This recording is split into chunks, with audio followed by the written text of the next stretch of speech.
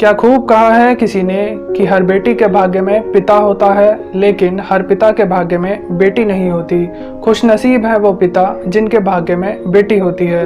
Hi guys, मैं दिग्विजय आप सभी का स्वागत करता हूं अपने यूट्यूब चैनल में। गाइस, एक छोटी सी कहानी। एक 5 साल की बेटी बाजार में गोलगप्पे खाने के लिए अपने पिता से जिद करती है।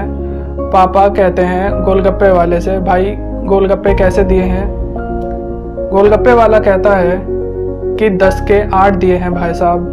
पापा को मालूम नहीं था कि गोलगप्पे इतने महंगे हो गए हैं। जब वे खाया करते थे तो 1 रुपए के 10 मिला करते थे। पापा ने जब अपनी जेब में हाथ डाला तब उसमें 15 रुपए ही बचे थे। बाकी रुपए जरूरत का सामान लेने में खर्च हो गए। उनका गांव शहर से दूर था, 10 रुपए तो बस के किराए में ही लग जाने हैं। पापा ने कहा, भाई 5 रुपए के 10 देते हो तो ठीक है, वरना नहीं लेने हैं।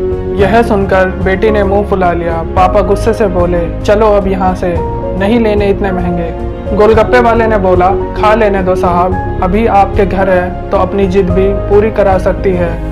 कल को पराई हो जाएगी तो पता नहीं ऐसे मचल पाएगी या नहीं, तब आप ही तरसेंगे बिटिया की फरमाइश पूरी करने को।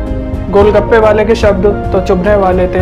यह सुनकर पिता को अपनी बड़ी बेटी की याद आ गई, जिसकी शादी उन्होंने 3 साल पहले एक खाते पीते पढ़े लिखे परिवार में की थी।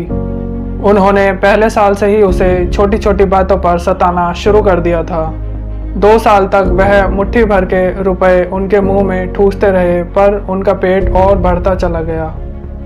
और अंत में एक दिन सीढ़ियों से गिरकर बेटी की मौत की खबर ही मायके पहुंची। आज वह सोचते हैं कि उसकी वही बेटी लौट कर आए और वह चुन चुनकर उसकी सारी ख्वाहिशें पूरी कर दे, पर वह अच्छी तरह जानता है कि यह असंभव है। गोलगप्पे वाला कहता है, दे दो बाबूजी।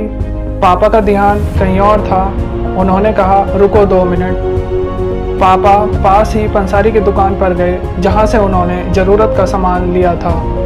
खरीदी गई 5 किलो चीनी में से 1 किलो चीनी वापस कर दी और 40 रुपए जेब में आ गए। फिर ठेले वाले पर आकर पापा ने अपनी आंखों से आंसू पोंछे और कहा, भाई अब खिला दे। हाँ, जरा तीखा कम डालना, मेरी बिटिया बहुत नाजुक है। यह सुनकर 5 वर्ष की बेटी की आंखों में चमक आ गई और उसने अपने पिता का हाथ कसकर पकड़ते हुए गले से लगा लिया। गाइस, ये छोटी सी कहानी हमें सिखाती है कि जब तक बेटी हमारे घर है तब तक उनकी हर ख्वाहिश को पूरी करें। क्या पता आगे कोई इच्छा पूरी हो पाए या ना हो पाए। ये बेटियां भी कितनी अजीब होती हैं। जब ससुराल में होती हैं तो मायके जाने की जिद करती हैं, सोचती हैं घर जाकर माँ से ये बताऊंगी, पापा से ये मांगूंगी, बहन से ये कहूंगी और भाई को सबक सिखाऊंगी। लेकिन जब मायके जाती हैं तो एकदम शांत होती हैं, किसी से कुछ नहीं बोलती, बस माँ बाप भाई बहन से गले मिलती हैं। भूल जाती हैं कुछ पल के लिए अपने ससुराल को, क्योंकि मायके में एक अनोखा ही प्यार होता है। एक अजीब कशिश होती है मायके में। ससुराल में कितना भी प्यार मिले, लेकिन माँ बाप की एक मुस्कान को तरसती हैं ये बेटियाँ। ससुराल में कितना भी रोए, लेकिन मायके में एक आंसू नहीं बहाती हैं ये बेटियाँ, क्योंकि बेटी का एक भी आंसू माँ बाप भाई बहन को हिला देता है, रुला देता है। कितनी अजीब है ये बेटियां, कितनी नटखट है ये बेटियां। भगवान की एक अनमोल देन है ये बेटियां। हो सके तो बेटियों को प्यार दें, उन्हें कभी ना रुलाएं, क्योंकि यही वो बेटियां हैं जो 2 परिवारों को जोड़ती हैं, 2 रिश्तों को साथ लाती हैं अपने प्यार और मुस्कान से।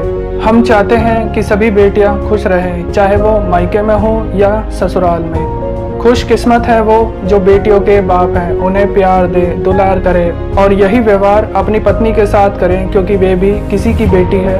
उसके पिता की सारी उम्मीद सिर्फ और सिर्फ आपसे है। गाइस, अगर आपको ये स्टोरी पसंद आई है तो वीडियो को लाइक करें और ज़्यादा से ज़्यादा इस वीडियो को शेयर करें और कमेंट करके बताएं कि वीडियो कैसी है। साथ ही मेरे चैनल को सब्सक्राइब करना बिल्कुल ना भूलें और आप भी मुझे अपनी स्टोरी भेज सकते हैं मेरे व्हाट्सएप नंबर पे। व्हाट्सएप नंबर आपको डिस्क्रिप्शन में मिल जाएगा। आप मुझे फॉलो कर सकते हैं ट्विटर, फेसबुक और इंस्टाग्राम पर, लिंक आपको डिस्क्रिप्शन में मिल जाएगा। और हाँ यार, हमेशा खुश रहा करो, हेल्दी रहो।